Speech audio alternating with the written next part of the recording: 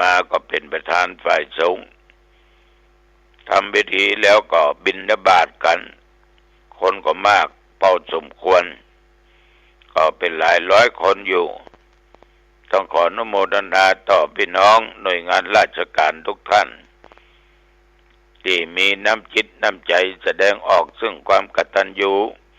นึกถึงพระคุณขององค์พระบาทสมเด็จพระเจ้าอยู่หัวกตเวทิตาพากันกระทำบุญสุนทานรักษาศีลใส่เข้าบาตรกันขอบใจนักขอบใจหลายๆคณะก็กลับมาที่วัดหนองตองมาดูความเป็นระเบียบเรียบร้อยเพราะตะวันนี้ก็เปิดสอบธรรมเป็นวันคำรบ3สอบพุทธประวัติและศาสนพิธีแต่ว่านี้ต้องขอบใจต่อครูบาจงลูกศิษย์ลูกหาานำอาหารมาสมทบท่านพระครูวัดดอยแก้วเจ้าณตำบลหนองควายนำเอาขนมมามอบมาแจกมาจ่ายถวาย200 ลูกนุโมทนาขอบใจต่อสาธุลุงอ้ายวัดป่าเป้าเอากล้วยกามาถวายเอาไอติมมาถวายวันนี้ตะวาก็ยังมีตู้เจ้าหลายตนเอาขนมเส้นมาพ่องเอาบะทั่วดินมาพ่องเอาน้ำมาพ่องโอ้ตะวานี้ร่วมจิตร่วมใจกันอาหารที่เมาเปิ้นของเมาเปิ้นวันนี้เป็นวันสอบธรรมสนามหลวงวันสุดท้ายสอบพระวินัยคือข้อห้ามตั้งแต่ปาราชิก4สังฆาทิเศษ13อนิยต2นิสกิยปาจิตติ30ปาจิตติ92เสกิยวัตร75อาทิกรณะสมถะ7ญาติโยมทั้งหลายวันนี้ประจะสอบพระวินัยก็ง่ายศีลของดูเจ้านั่นน่ะ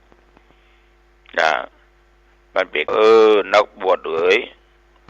ทำอย่างนี้ผิดศีลข้อนี้โทษมีคณะนั้นอย่าไปได้สอนได้เตือนสติไว้ใจเหียนแล้วเหียนไปเหียนแล้วเหียนกินเหียนขว้างมันจะมีประโยชน์ถึงวันนี้ถ้าบ่มีศาสนคำสอนของพระพุทธเจ้าบ่มีศีลอันเป็นตัวแทนของตถาคตแล้วญาติโยมเฮาก็บ่ฮู้เอาอย่างเป็นหลักเป็นแก่นเป็นสารก็นอกจากพระธรรมวินัยคำสอนของพระพุทธเจ้าเท่านั้นแต่ว่านี้พระเดชพระคุณหลวงพ่อประเทศมังคลาจารย์เจ้าคณะจังหวัดเชียงใหม่พร้อมเลขาผู้ติดตามจะมาเปิดสอบขอขอบใจต่อพระเดชพระคุณหลวงพ่อเป็นอย่างมากนะครับที่ให้กำลังใจแก่คณะสงฆ์พระสงฆ์องค์เด่นที่สอบธรรมแต่ว่าหลวงพ่อมาก็เป็นกันเองอย่างขนาดนักได้นำใบพระสวดมนต์เจริญสมาธิภาวนาแผ่พระราชกุศลแก่สมเด็จพระเจ้าอยู่หัวรัชกาลที่9จากนั้นก็ได้ให้โอวาทแก่พระสงฆ์องค์เด่นที่สอบนักธรรมกันเมื่อตะวันว่าแล้วก็ได้มอบซองแก่วัดที่ถูกน้ำท่วม15วัดโดยกันตะวานี้ขอบใจนักต่อคณะสงฆ์ที่บ่ทิ้งพระสงฆ์องค์เจ้าและเหล่าสามเณรพระผู้ใหญ่มาคือกำลังอกกำลังใจหลวงพ่ออยู่พอสมควรก็กลับไปที่อื่นไปดังเบอร์สันทรายขออนุโมทนาขอบใจต่อพระเดชพระคุณหลวงพ่อประเทศสิงหวราจารย์เป็นตัวทั้งสายใจยังอุตส่าห์มาแวะมาเยี่ยมมาเยือนกำลังใจอยู่พร้อมกับหมู่คณะท่านรองเจ้าคณะจังหวัด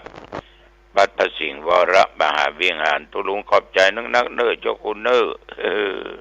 ขอบใจนักขอบใจหลายๆขอบใจต่อพระเลขาพระอนุจรที่เป็นตัวแทนของเลขาภาค7ได้มาเยี่ยมสนามสอบตะวา โอ้หันแล้วก็ชื่นอกชื่นใจกับสู่เจ้าทั้งหลายทุทั้งหลายเน้อที่พากันทำการทำงานแก่พุทธศาสนามากำลังอกกำลังใจแก่ตุลุงตุป่อตุนาตุอาแก่ครูบาอาจารย์กำลังใจแก่เพื่อนสหธรรมิกและนักเรียนที่สอบทำเอาจุโตนจุองก็ต่างคนก็ต่างผ่านมา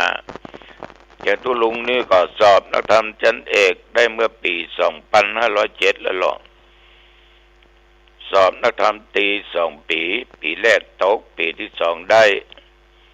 สอบนักธรรมชั้นโทปีเดียวพ้นจ้อยสอบนักธรรมชั้นเอกปีแรกตกเพราะท่องหลักมาได้จำบ่แม่นปีตี3ครึ่งลูกแหละอาบน้ำอาบท่ามันท่องหนังสืออ่านหนังสือจะเปิดไฟฟ้าก็โหเน้นห้องอื่นหันก็เลยตามเตียนเอายอกแล้วคำไปสอบปะโตมันออกหนังสือเล่มใดหน้าอย่างบรรทัดที่อย่างจำได้หมดเพิ่นให้เวลา3 ชั่วโมง 7 ข้อแบบเขียนล่อมาถึง30 นาทีได้ถึง7 ข้อเพราะมันจำไว้หมดจำไว้แน่นจำไว้อยู่ในจิตในใจในสมองก็เลยสอบผ่านเมื่อปี2507นับมาบัดเดี๋ยวนี้ก็บ่เท่าได้เป็น50 ปีแล้วจบนักธรรมชั้นเอกเคยเป็นครูสอนนักธรรมทำทุกสิ่งทุกอย่างเพื่อพุทธศาสนาเพื่อพี่น้องประชาชนชาวบ้านเพื่อเพื่อนภิกษุสหธรรมิกด้วยกันวันนี้จะสอบวินัยนะญาติโยมแม่ที่ไหนกำลังใจทุกเจ้าที่หั่นวันนี้ก็จะมีอาหารที่รับเหมาอาหารพิเศษก็ไข่เจียว เน้นเรียกร้องอุบาจงก็จะเอาอาหารมาแล้วก็แม่ครัวก็จะทำเพิ่มขึ้นมา2 อย่างมีไอติมมีน้ำส้มมีน้ำหวานมีกล้วยกาเลี้ยงตุเจ้าประเด็นวันนี้ตั้งโดยแก้วจะเอาซาลาเปามาเนี่ยช่วยกันอย่างเงี้ยญาติโยมคนเล็กคนน้อยกำลังใจช่วยกันยังปอก็อโภชนะอาหารเรื่องกินมันก็เรื่องใหญ่เรื่องเจ็บเรื่องตายก็เรื่องเล็กเก็บก็ไปหาหมอหายาหายก็ตายแล้วนะฉะนั้นท่านสาธุชนญาติโยมสิ่งเหล่านี้มันก็อย่าผ่านไปด้วยดีแต่ธรรมภาพเป็นเจ้าคณะผู้ปกครองวงเล็บไม่เคยซีเรียสไม่เคยมากึดปล่อยมันไปเป็นตามธรรมชาติของมันขอให้ทำดีอย่างมันถึงดีทุกสิ่งทุกอย่างฉะนั้นสิ่งเหล่านี้จึงขออนุโมทนาขอบใจต่อทุกท่านทุกคนที่กล่าวนำมาขออนุโมทนาเน้อต่อแม่ออกป้อออกอันนี้คุณมณีวันยายละพีพันธ์เนาะพี่ล็อกฟองพร้อมกับลูกเต้าทำบุญช่วยซื้อเครื่องมือการแพทย์มุทิตาจิตวันเกิดตุลุง500 กล่องบุญนุโมทนานักเน้อยมแม่เน้ออันนี้สมทบซื้อเครื่องมือการแพทย์คุณสุพิชยาวอร์เรนพร้อมกับครอบครัวลูกเจ้าอันนี้ก็300 กล่องบุญก็จะซื้ออันนี้มอบเพื่อแก่โรงพยาบาลส่งเสริมสุขภาพเกี่ยวกับเครื่องต้มเครื่องอบฆ่าเชื้อโรคเครื่องมือการแพทย์คือก่อนที่จะไปใจมันต้องอบต้องฆ่าเชื้อโรคก่อนอันตรายบอกว่าเข็มว่าอย่างได้ทั้งสิ้นต้องขอขอบใจต่อผู้ที่ได้กล่าวนำมาร่วมบุญร่วมกุศลแล้วก็ยังมีคุณอภิเดชมโนคำในตาในเจ้ากรรมในเวรเนอร์บ้านปูคาสังกำแพงวันนั้นไปเทศสังกำแพงใต้ ก็ช่วยมาแห่ม200 กล่องบุญนุโมทนานักญาติโยมนะคืนแล้วไปพระญาติโยมที่เป็นสถาวัดฝรั่งนี้แต่ก่อนนี้ครูบาเจ้าอินครูบาเจ้าอินเป็นเจ้าวาดแล้วก็ย้ายไปอยู่วัดเก่าวัดเดิมวัดตุ้งปุยท่านครูบาเจ้าก็ไปมรณภาพที่หั่นอายุได้ถึง90 กว่าปีจะคืนแล้วขอบใจเน้อศรัทธาโยมน้อยญาติพี่น้องที่นิมนต์ตุลุงเป็นเทศนะผู้ชานเป็นคนโทนิมนต์คนก็ตั้งอกตั้งใจฟังเทศนาเหมือนได้เปรียบเสียเปรียบไปได้เกือบชั่วโมงเพราะโยมตั้งใจฟังดีขอบคุณนักเน้อเกิดบุญเกิดกุศลอันยิ่งใหญ่เอาละญาติโยมทั้งหลายวันนี้เป็นแบลมแต้มแตะฝากไว้อย่างหนึ่งว่าเกิดเป็นคนต้องสู้ศัตรูก็อย่าชูกำลังอุปสรรคคือครูอาจารย์ความเกียจคร้านคือหนทางความหายนะปะกันไม่โอกาสหน้าเจริญพรคือสังฆทานบุญข่าวสารเพื่อการประชาสัมพันธ์งานบุญงานกุศลพิธีทำบุญทอดกฐินมหาวิทยาลัยเชียงใหม่ประจำปีพุทธศักราช 2567 ตรงกับวันเสาร์ที่ 2 พฤศจิกายน ณ วัดฝายหิน ตำบลสุเทพ อำเภอเมืองเชียงใหม่ จังหวัดเชียงใหม่ 9 นาฬิการวมตัวนักข่วงวัฒนธรรมมหาวิทยาลัยเชียงใหม่ตั้งขบวนแห่องค์กฐินและบริวารของมหาวิทยาลัยเชียงใหม่ขบวนแห่องค์กฐินและบริวารจากทุกคณะสถาบันสำนักและส่วนงานต่างๆพร้อมกันชมการแสดงของชมรมพื้นบ้านล้านนาสโมสรนักศึกษามหาวิทยาลัยเชียงใหม่ 9 นาฬิกา 39 นาทีเคลื่อนขบวนแห่องค์กฐินและบริวารเข้าสู่วัดฝายหิน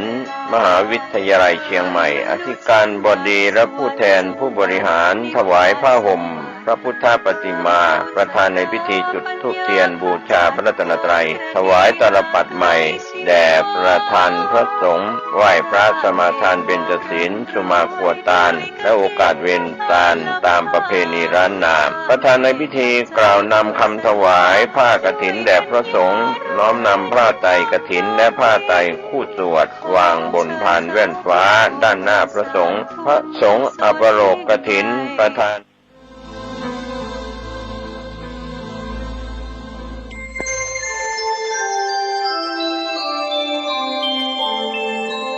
ขณะนี้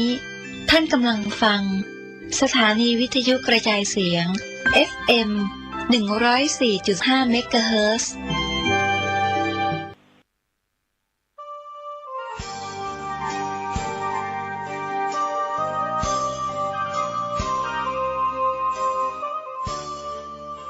ข่าวสารเพื่อการประชาสัมพันธ์กำหนดการฟังเทศรายการรถด่วนขบวนพิเศษในฤดูกาลเข้าพรรษาประจำปีพุทธศักราช 2567 ดำเนินงานโดยคณะสงฆ์จังหวัดเชียงใหม่สภานักธรรมจังหวัดเชียงใหม่พุทธสมาคมจังหวัดเชียงใหม่ยุวพุทธิกสมาคมจังหวัดเชียงใหม่สภาวัฒนธรรมอำเภอเมือง